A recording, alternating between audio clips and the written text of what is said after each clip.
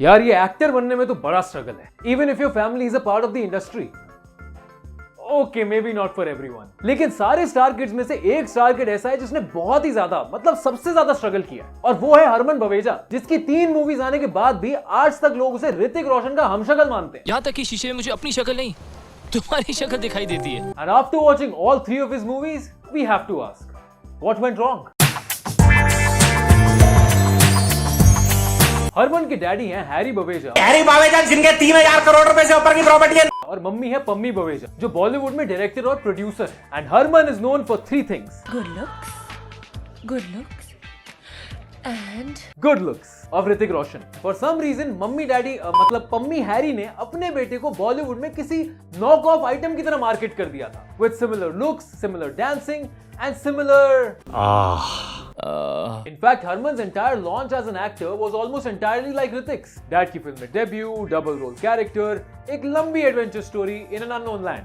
पर सिर्फ इतना है कि कहो ना प्यार है इज आइकॉनिक, और लव स्टोरी 2050 देखकर अपनी आई को निकालने का मन करता है। मुझे कुछ दिखाई नहीं दे रहा माँ। लेकिन अपनी फर्स्ट मूवी के फ्लॉप होने के बाद हरमन ने हार नहीं मानी। He continued to appear in even more terrible movies, like the supremely unsuccessful film called Victory, or the 4-hour-long disaster called What's Your Rush? Also starring Priyanka Chopra. Prenuptial agreement. इसका India में तो कोई मतलब नहीं। इन movies के बाद PC ने उसको डंप कर दिया, पॉसिबली बिकॉज उसका सिर्फ 2 इंच का है विकिपीडिया पे करियर सेक्शन। तो इसी 2 इंच के करियर सेक्शन को थोड़ा और करीब से देखते हैं with the first movie that Harman was launched in. So in this movie, Harman plays Karan, the son of a rich businessman, जो ऑस्ट्रेलिया में अंग्रेजों से हिंदी में बात करता है। मैं उसके सिली वीकेंड ट्रिप के लिए अपना $60 मिलियन का टेकओवर रोक नहीं सकता। ये हर बॉलीवुड मूवी में हम अंग्रेजों से हिंदी में कैसे बात कर लेते हैं? तो खोली किधर है अपना? हाँ? करण की प्रॉब्लम ये है कि उसकी मम्मी को बचपन में ही भगवान ने याद कर लिया था। God, man, what's up? तो अब वो किसी भी बात पे अपनी जान दांव पे लगाने के लिए रेडी हो जाता है, यूजुअली किसी को इमोशनली ब्लैकमेल करने के। Oh shit! पर एक दिन ये प्रियंका से मिलता है और एक ही दिन में डेयर डेविल से सीधा डिज्नी प्रिंसेस बन जाता है। प्रियंका को इंप्रेस करने के लिए ये अपनी जान दांव पे लगा देता है, और फिर जब वो इसे रिजेक्ट कर देती है तो फिर एक बार अपनी जान दांव पे लगा के प्रियंका की बस पे कूद के उसकी बस रुकवा देता है बस स्टॉप पे। तो बेचारी प्रियंका उसकी हरासमेंट से परेशान होकर फाइनली डेट के लिए हाँ कह देती है, and Harman acts completely normal. Life is good, life is great, life is good, life is... It is at this point that the Hrithik comparisons start making sense. He actually does sound a lot like Hrithik from a bunch of different movies. But mostly मैं प्रेम की दीवानी। तुम्हारा नाम सना है? Yes. तुम यहाँ रहती हो? Yes. तुम करण के साथ घूमने जाओगी? Yes. My turn. हाँ. What turn? You turn. Karan. तो इस टाइप के और cringe interactions के बाद they both fall in love over the course of 3 whole songs, जिसमें I have to admit ये काफी ठीक ठाक डांस कर लेता है यार। ऐसा क्यों? बट ऋतिक से कंपेयर करोगे तो सारी खराब डांसर हो जाते हैं ना। Then Priyanka decides to make Harman meet her parents. और उन्हें इम्प्रेस करने के लिए हरमन और भी ज्यादा नॉर्मल एक्ट करना शुरू कर देता है। Lucky see my ass. 3 बार तो मैं FIFA वर्ल्ड कप जीत चुका हूँ। Xbox में। क्या पढ़ते हो करण? Playboy. और प्रियंका के बोरिंग पेरेंट्स के साथ डिनर करने के बाद ऑब्वियसली ये दोनों टर्न ऑन हो जाते हैं। तुसी किथे चले? Karan, mom. और पीसी की मॉम एक एक्स नासा साइंटिस्ट से इन दोनों बच्चों की कुंडली मिलवाती है। आंटी, एस्ट्रोलॉजी और एस्ट्रोनॉमी में बहुत फर्क है। Anyway, तो ये दोनों हॉर्नी टीनेजर्स उस साइंटिस्ट की वर्क फ्रॉम होम लैब में फोरप्ले करते हुए casually time travel figure out कर लेते हैं। ये लाइट्स, ये स्मोक, ये मशीन। तूने शॉर्ट सर्किट करके फ्यूज उड़ा दिया है। तो लैब से निकलने के बाद भी ये लोग वियर्डली हॉर्नी एक्ट कर रहे हैं। तुम मुझे किस विस तो नहीं करने वाली? आइसक्रीम खाने के बाद अपने ठंडे ठंडे होठों से। I'm waiting for my cold kiss. मेरे ठंडे ठंडे होठों से। Oh God, just stop saying ठंडे ठंडे होठ।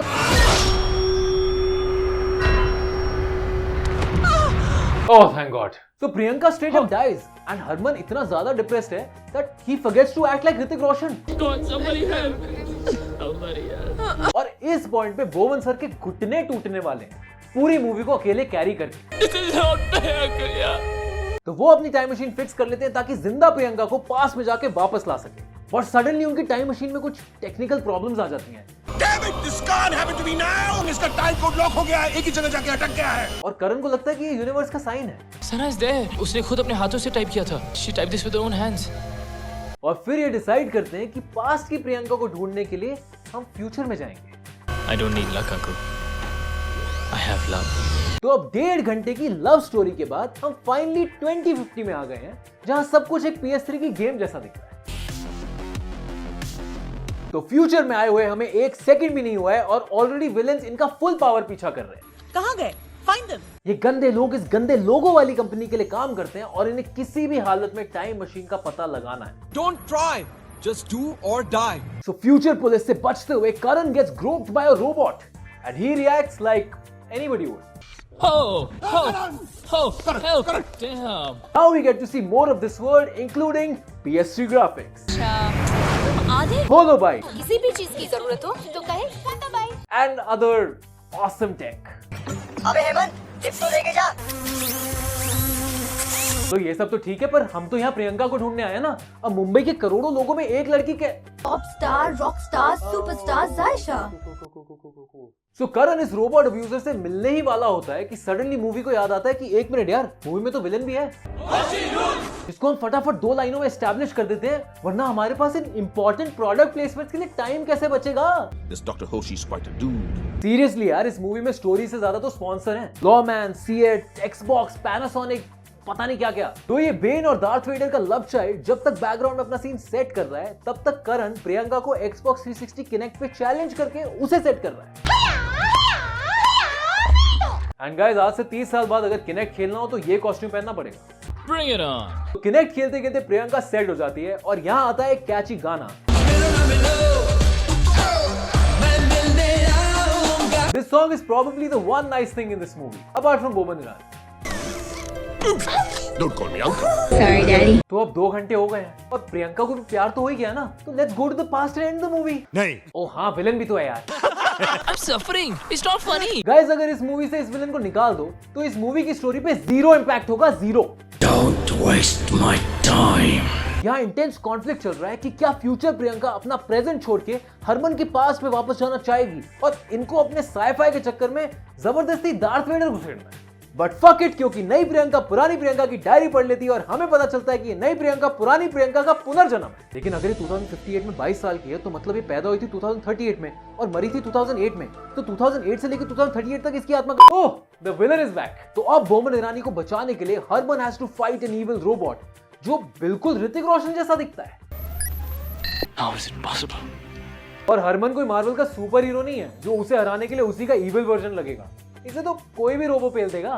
Oh. तो इन दोनों जबरदस्ती के विलन्स को हराने के बाद नई प्रियंका की पुरानी यादें वापस आ जाती हैं, तो अब तो ये डेफिनेटली खुशी खुशी पास में वापस चले जाएंगे। नहीं। 3 घंटे से मूवी चल रही है गाइस, और जब हम फाइनली एंड तक पहुंचे हैं तो the movie wants to talk to us. God, man, what's up? Finally, we're back in 2008 and the movie ends with everybody rewatching the entire movie. क्योंकि टाइम मशीन में कैमरा था जिसमें सब कुछ कैप्चर हो गया, लेकिन टाइम मशीन तो खंडर में थी और खंडर में कुछ हुआ ही नहीं, तो कैमरा ने बाकी सारा, you know what, fuck it. ये मूवी इतनी खराब है कि इन्होंने शर्म के मारे क्रेडिट्स भी अनरीडेबल बना दिए हैं ताकि तुम्हें पता ही ना चले इसमें काम किसने किया है। All criticism aside, this movie had one purpose: to introduce Herman as a new upcoming superstar in Bollywood, Put the phone down. while also competing with Imran Khan's Jaane Tu Ya Jaane Na, and we all know how that went. I'm suffering. It's not funny.